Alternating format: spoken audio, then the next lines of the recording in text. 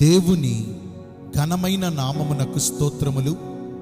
ఈ వాగ్దానమును వింటున్న మీకందరికీ మన ప్రభువును ప్రియ రక్షకుడైన యేసుక్రీస్తు నామములో శుభములు, మా హృదయపూర్వకమైన వందనములు. ఈరోజు మీ కొరకైన దేవుని వాగ్దానము కీర్తనల గ్రంథము 27వ కీర్తన 5వ చరణము. ఆపత్కాలమున ఆయన తన పర్ణశాలలో నన్ను దాచును. ఈ వాగ్దానమును మంచి దేవుడైన యేసయ్య నేడు మనందరి జీవితములలో నెరవేర్చునుగాక. ఆమేన్.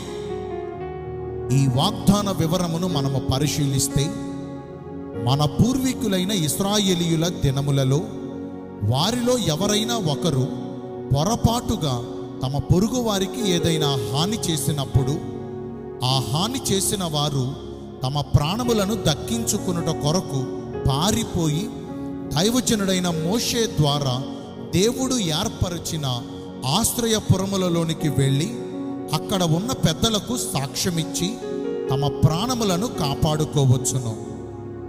ఈనాడు మన ప్రభువే మనకు నిత్యాశ్రయ దుర్గము. మనకు ఆపత్కాలము ఎదురైనప్పుడు ఆయన మనకు నమ్ముకొనదగిన సహాయకుడు. మన శత్రువు మనలను చుట్టుముట్టినప్పుడు, దిక్కుతోచని పరిస్థితుల మధ్యన మనమున్నప్పుడు మనము ఆయనకు మొర్రపెట్టగా ఆయన తన పర్ణశాలలో మనలను దాచి ఆయన రెక్కల మాటున మనలను భద్రపరుస్తారు. ఇశ్రాయేలీయులకు ఆపత్కాలములో ఆశ్రయపురములు ఉన్నట్లుగా ఈనాడు ఆయన ప్రజలమైన మనకు ఆయన సన్నిధే ఆశ్రయపురము.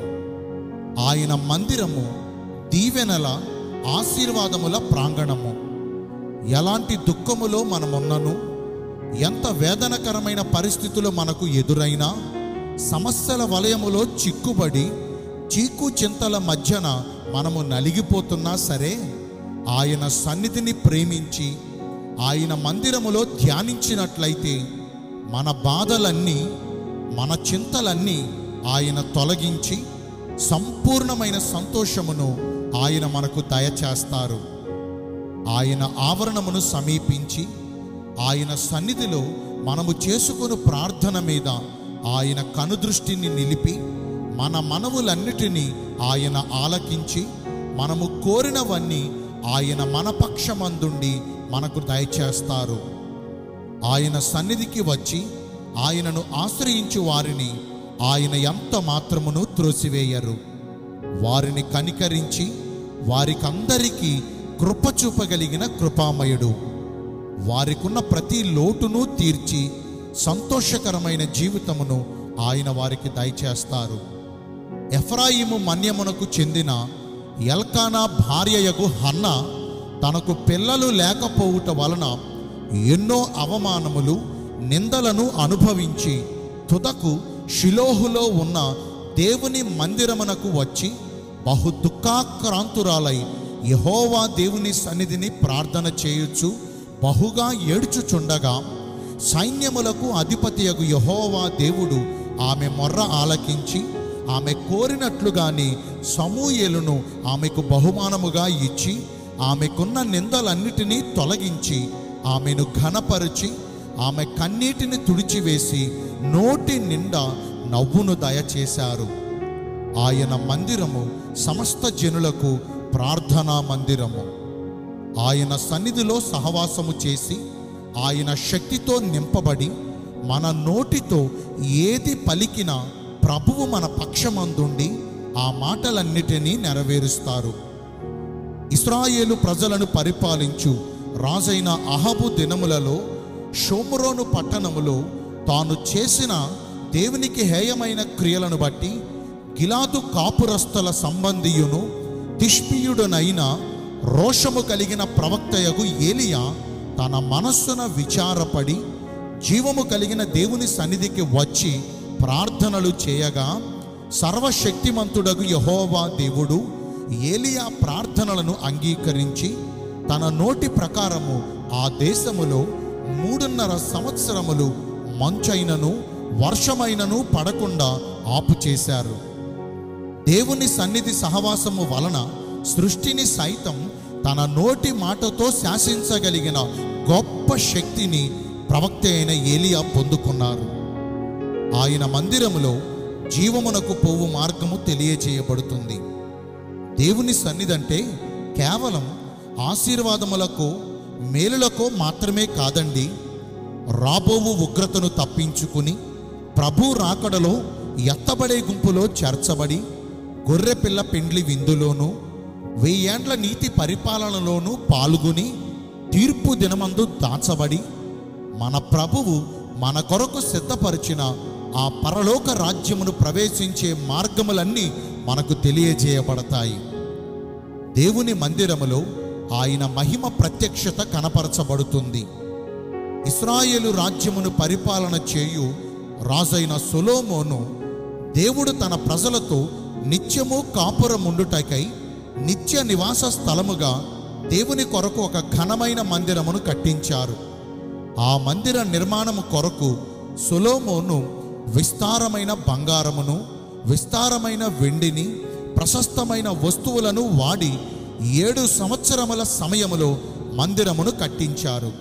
మందిర నిర్మాణము పూర్తి అయిన తరువాత రాజైన సొలొమోను, యాజకులు మరియు సమాజము అందరూ కలిసి దేవుని ఎదుట మోకాళ్ళుని బలులను అర్పించి దేవదేవునికి ప్రార్థనలు చేయగా అగ్ని ఆకాశము నుండి దిగి దహన బలులను, ఇతరమైన బలులను దహించింది.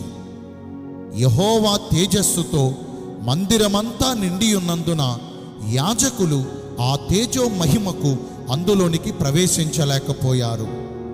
ఆ దేవుని సన్నిధి సహవాసము కలిగి ఉంటే మన బ్రతుకులలో మనలను కలవరపరచుచున్న ప్రతి విధమైన చీకటిని, అంధకారమును ఆయన తొలగించి జీవపు వెలుగును ఆయన మనకు దయచేస్తారు.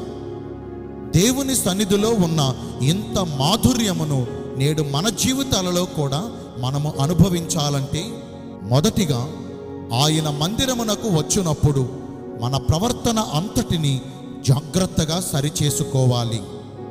ఆయనకు ఇష్టము లేని క్రియలను జరిగించకూడదు.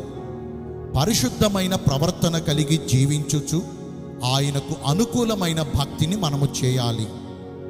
రెండవదిగా కొందరు మానుకొనుచున్నట్లుగా సమాజముగా, సంఘముగా దేవుని సన్నిధిలో కూడుకొనట మానకూడదు. ప్రభువు దినమందు దేవుని మందిరమునకు మానకుండా రావటం ఒక క్రైస్తవుని లక్షణం.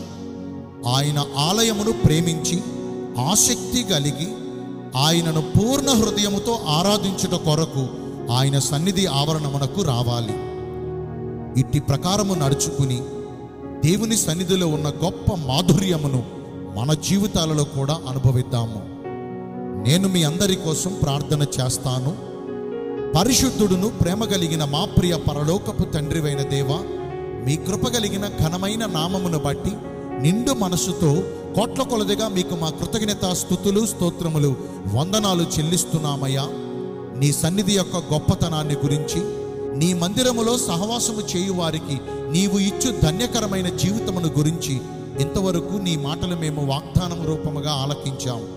వాక్యానుసారముగా నడిచి ఆ ధన్యతలన్నీ మా జీవితాలలో మేము పొందుకునే భాగ్యమును నేడు మాకు దయచేయండి. ఈరోజు ఎందరైతే పుట్టిన రోజులను, వివాహ దినములను, ఇతరమైన శుభకార్యములను జరిగించుకుంటున్నారో వారందరికీ మెండైన దీవెనలు కుమ్మరించమని, మీ రాకడ కొరకు మమ్మను సిద్ధపరచమని యేసుక్రీస్తు ప్రశస్త నామమున ప్రార్థించి వేడుకొనుచున్నాను మా ప్రియ పరలోకపు తండ్రి. ఆమేన్. May God bless you all. Thank you.